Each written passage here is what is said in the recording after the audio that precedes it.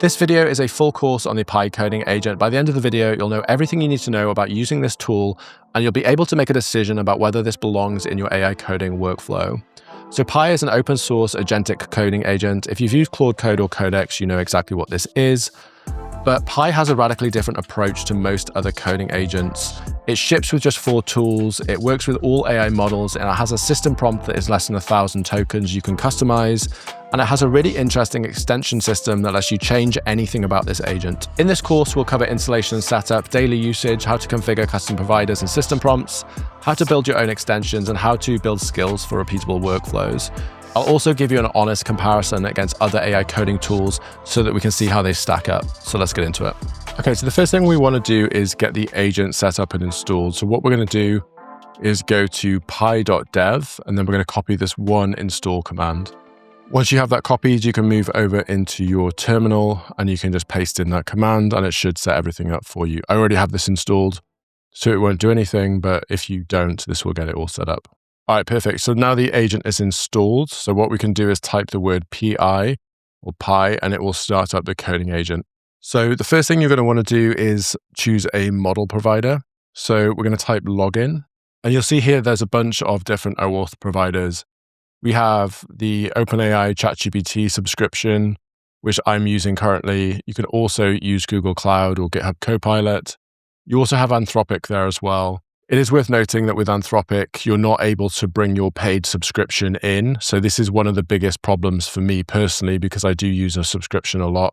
So if you use this option, Anthropic recently banned this. And so this will use your extra credits, essentially your API tokens. So if you want to use Anthropic models, you have to use an API key essentially. And so it's going to be more expensive than using it through a subscription. Okay, so once we have our provider selected, so for me, that's OpenAI, you can type /model, and then you can choose the AI model you want to use. I'm using the 5.3 Codex model, and you can see down here, the model is also listed here. And you can also see that I've set it to high reasoning as well. Another good option is a tool called OpenRouter. So OpenRouter is a way of getting access to pretty much every single AI model, all from one single API. But in order to use this though, you will need an API key and credits. So you can add some credits to your account. So you can top up your balance. And then you can get an API key up here, which will allow you to access all of these models through the Pi coding agent. I'll just show you how to set that up quickly. Okay, so the way you set it up with OpenRouter, you need to export OpenRouter underscore API underscore key equals whatever the value of your API key is, and then you can start up the agent. If you do this, then it will be registered and you'll be able to use any of the OpenRouter models. So if you take a look here, I already have this configured. So if I type in /model, and then if we select OpenRouter, you can see here I have access to all of these different models, the GLM5 model, Quen models, all of the Google open source models. Pretty much everything you can think of, you can get through this single paid subscription. The one thing I would say is this is quite expensive if you're using top tier models. For example, yesterday I burned through about $15 of credits in a very short amount of time. So for me, this approach isn't sustainable unless you're using a much cheaper model. So let's take a quick look at a few things you might want to check out. The first one is the / command. So if you use a /, you can get access to all of these different commands you see here. The settings menu allows you to customize various things about the agent. For example, hiding thinking traces, the theme, and the thinking level as well. So if you're using a thinking model, you can configure this here. The other thing to take a look at is the hotkeys function. So this just shows you all of the keyboard shortcuts essentially that you can use. There's a couple that I use all the time. The first one is Shift and Tab, which will cycle the thinking levels. But you can also use this one down here, which is to execute a bash command. You also get this through Claude Code, but it's very, very useful. Essentially, what it allows you to do is run any arbitrary bash command. So the way I would use this typically is to open my text editor within the current directory. Much easier than having to drop out of the agent and then come back in again. Okay, so what's interesting about this coding agent in particular is it has a very, very minimal set of basic tools by default. So we have a read tool, a bash tool, an edit tool, and a write tool. So the thinking behind this is that most of the things you want to do for a coding agent, you can basically do via bash, because this is able to execute pretty much anything you can think of. Agents are well trained on using bash, using reinforcement learning, and so they know how to use this tool very well. That's the general principle behind this, and so it's a very, very minimal tool set here. So one thing to be aware of as well with this coding agent, there are no permission prompts, so there's no permission settings. Pi runs with full access by default, and the philosophy is that most permissions that you get with a tool like Claude Code, people are just mindlessly clicking accept anyway, and so there isn't really any point to that. If that makes you uncomfortable, you can actually build in your own permission gate extension if you wanted to. So another interesting feature of this coding agent is the ability to import and export sessions.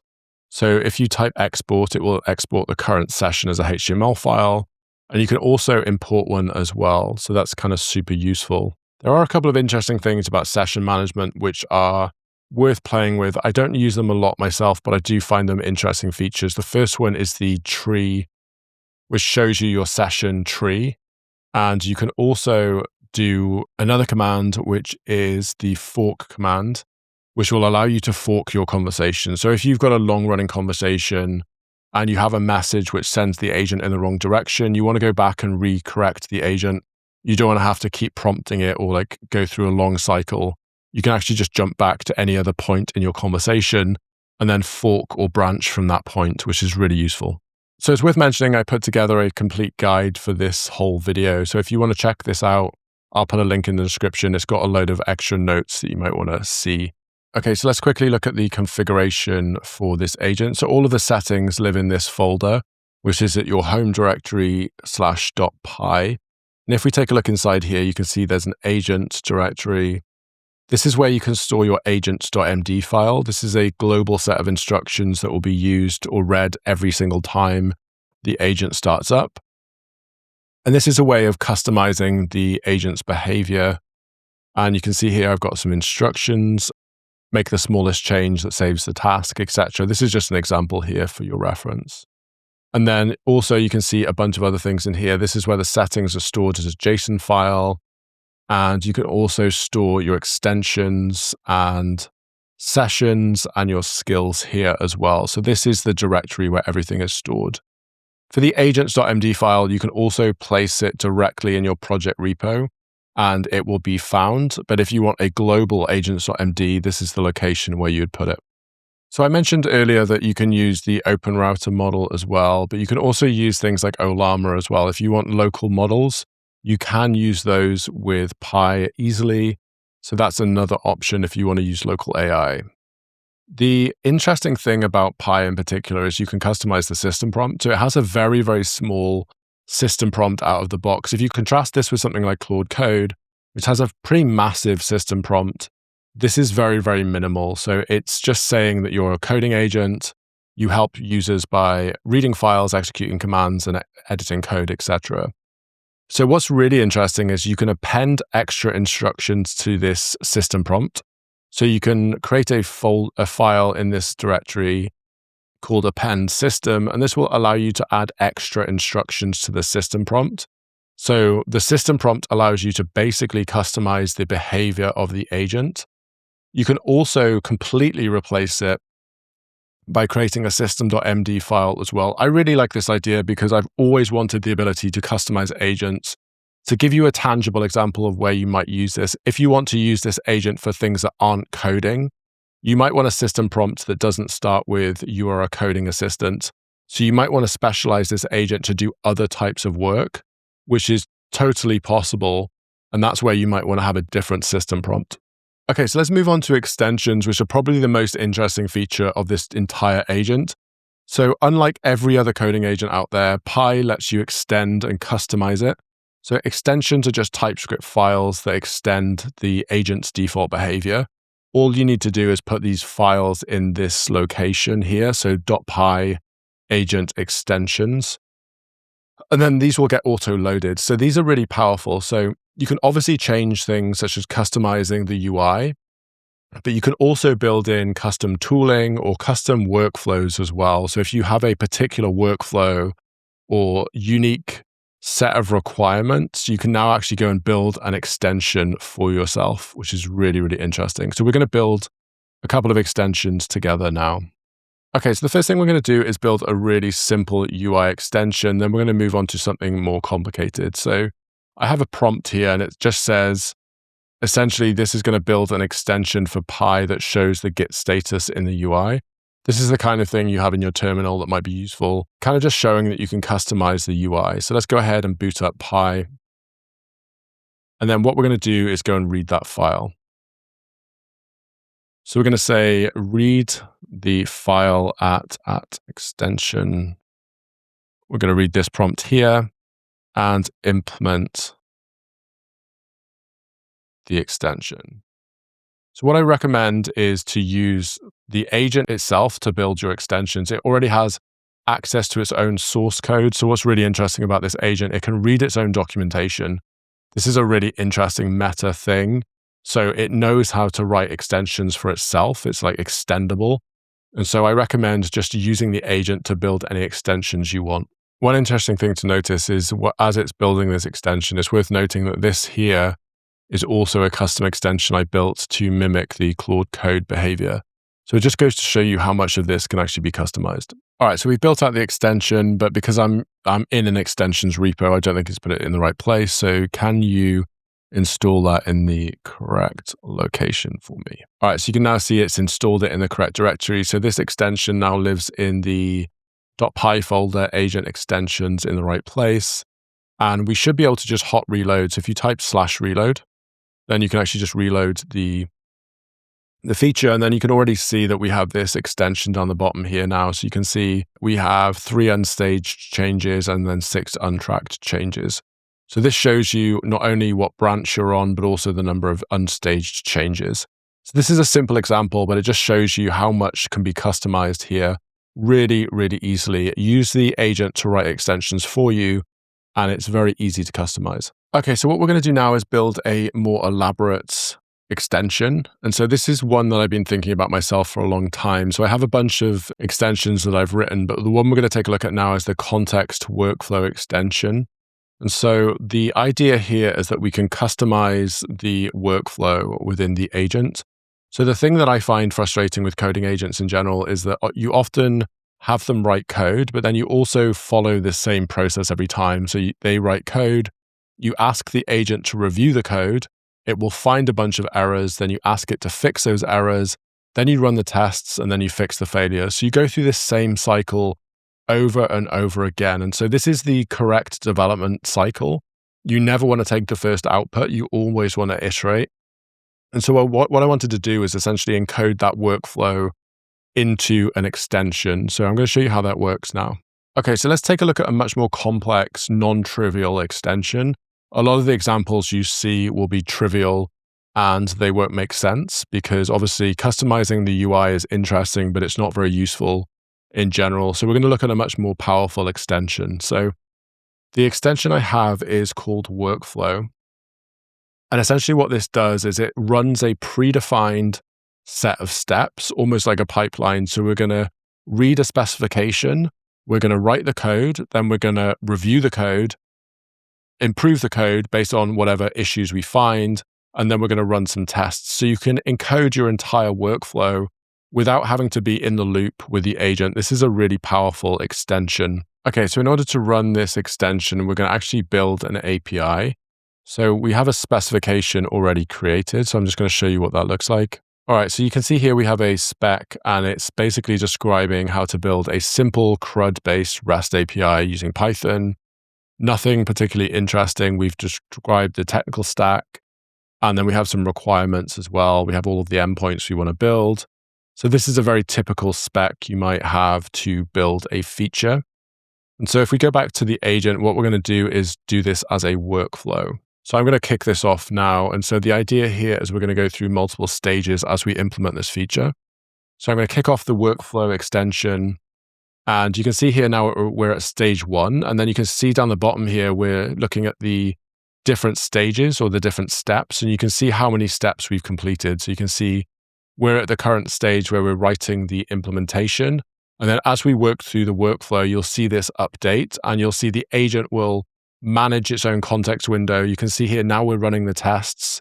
This is not a prompt. This is more deterministic. So this is the first time I figured out that these extensions were really, really powerful. Stuff like this, I think, is incredibly useful. And I can see people doing a lot more with this kind of thing. Okay, so now we're on to the code review step. I mean, to me, this is really exciting because this is something I've always wanted the ability to do. And it's something I've been thinking about for a long time, is how to encode these more complex multi-step workflows within AI agents. And this was a trivial extension to build. I think it took me maybe 20 minutes to put this together, but it just goes to show the power of extensibility. What's good about the code review step here is we're actually reviewing it with a fresh context window. So within the extension, what happens is we ask the agent to flush its context or to run this with a separate context window.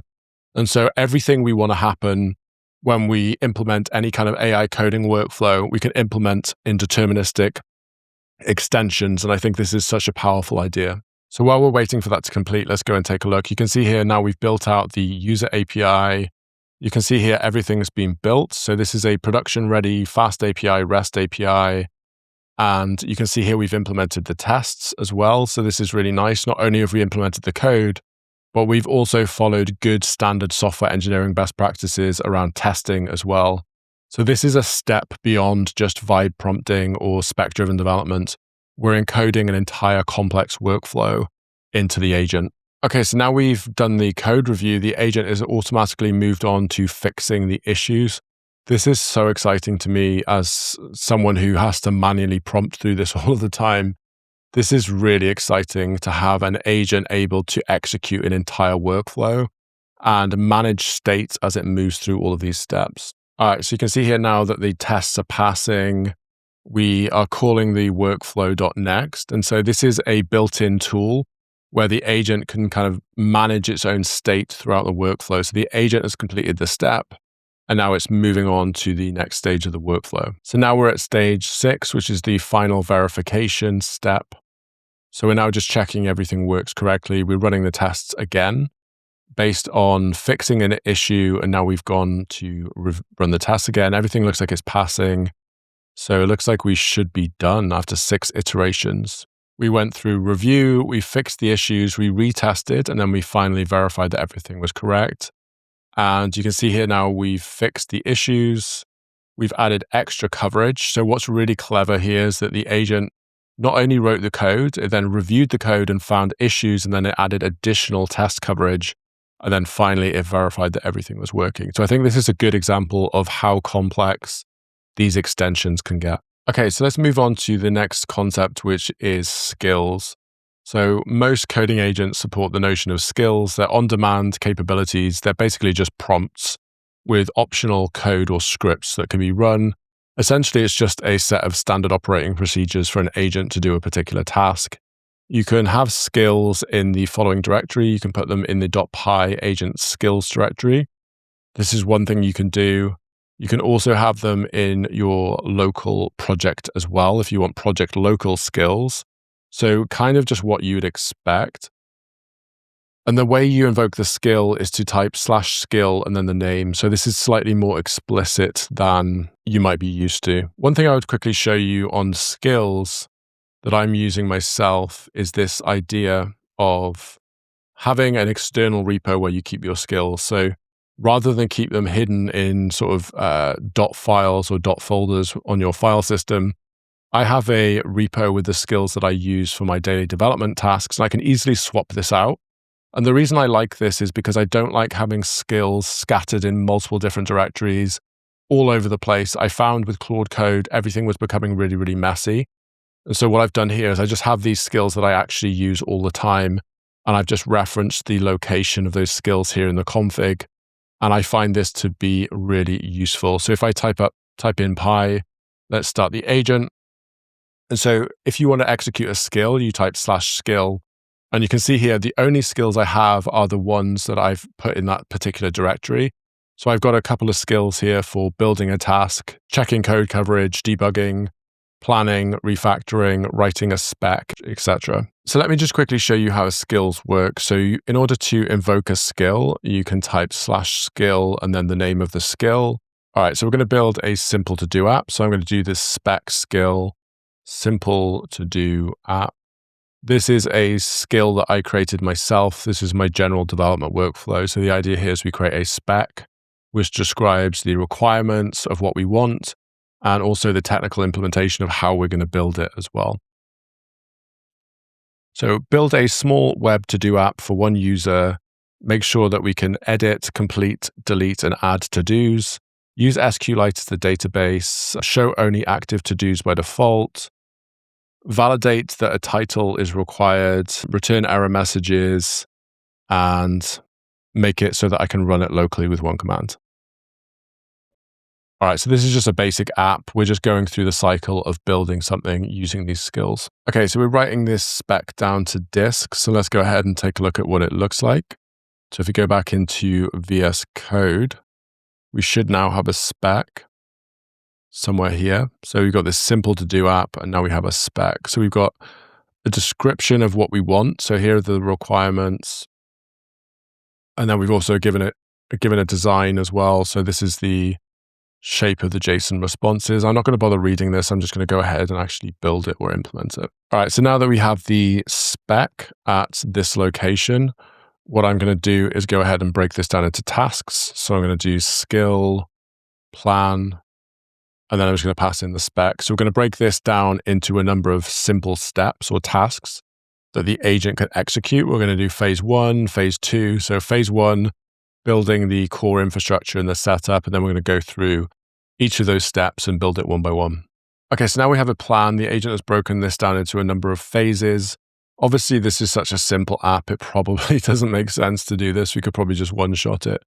But it just shows you the general pattern here. So we can see phase 1, we have the acceptance criteria, we bootstrap the service, and then we have a verification command to make sure it all works.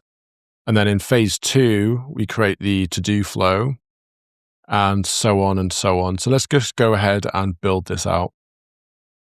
So what I would typically do here is work through these one by one and then review and test each stage. But we're just going to go straight through it and say, can you go ahead and implement all of the phases and tasks and build it out? So as I said, normally I would go through, incrementally do this, but we're just going to go through and see what we can come up with and just build something for real. So if you're coming from Claude Code, I put together a little bit of a guide to kind of help you mentally map or make the transition. So the Claude Code will have a Claude.md, and the Pi equivalent will be an agents.md. Claude obviously has permissions modes, but Pi doesn't by default. Claude supports MCP servers, but Pi is obviously minimalist and it doesn't support these out of the box. You can implement MCP via an extension if you want, but the general philosophy behind Pi is to keep things simple. And so you'll probably be using a command line tool instead of MCP. And you can see here the compaction command is the same. Claude supports subagents, but the Pi agent does not. And you can see here, rather than hooks, we have extensions. We don't have a to-do task list tracking. We keep things really simple. So everything in Pi is much simpler and easier. And you gain quite a lot in terms of the context window. So Claude's system prompt is around 14,000 tokens. Pi's system prompt is obviously very small and you can customize it. You can also switch between any models using Pi as well. So you do gain a lot from this coding agent. The only downside, as I've said before, is probably the lack of ability to have the Anthropic subscription. But if you're not dependent on that, this is a great agent. And just some final notes to kind of close this out. So there are some advanced commands that you should know about. The first one is this kind of one-shot or terminal-based execution. Claude Code also supports this as well. So you can just run it as a single command. So you can just run this in your terminal. You don't have to start the interactive mode. There's also a JSON mode if you want structured output for the events. And there's also an SDK as well. So if you wanted to embed this into your own apps, I don't think this is something I would use myself, and neither is the RPC mode, but it's useful to be aware that these things do exist. Okay, so you can see here now we've completed our to-do list or our to-do server, so we can actually go ahead and run this. Can you run the app? So let's go ahead and run the app, maybe run some tests. Okay, so let's have a look at this app. It looks pretty simple. So we can add in our tasks, task 1, task 2. We can edit them. We can mark them as complete, and then we can also delete them as well. So pretty basic stuff, but this is a finished to-do app. Okay, so now that we've built out our to-do app, we can also run some tests as well. So we can run the other skill, which would be let's take a look at review. So let's review the code changes and see what's ready for improvement. Okay, so code review is complete. It's found a bunch of issues. What I really like about these skills in general here is that you can have this custom directory. I really like being able to keep everything here in one place and keeping my skills really minimal. So the only skills I have in this repo are related to coding, test-driven development, code review, and stuff like that. So I really like this ability to have a custom directory for your skills. You want to use extensions when you need to run code, things like intercepting tool calls, adding stuff to the UI, registering tools. And you want to use skills when you need to inject instructions for specific types of task. So for example, a great use of a skill would be to have a code review skill or a refactoring skill, for example. So if you do want to check out the source code for this agent, this is the repo here. So it's PyMono packages coding agent. The documentation is extremely good for this agent.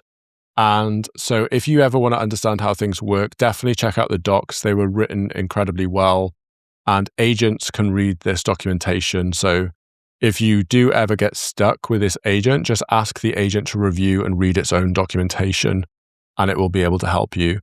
If you're interested in any of the extensions I showed, I have a context workflow extension here. And then I also have this funny status. Essentially, it just puts these funny messages at the bottom of your prompts, which is kind of a bit like Claude Code. So if you want to check those out, I'll link those as well in the description.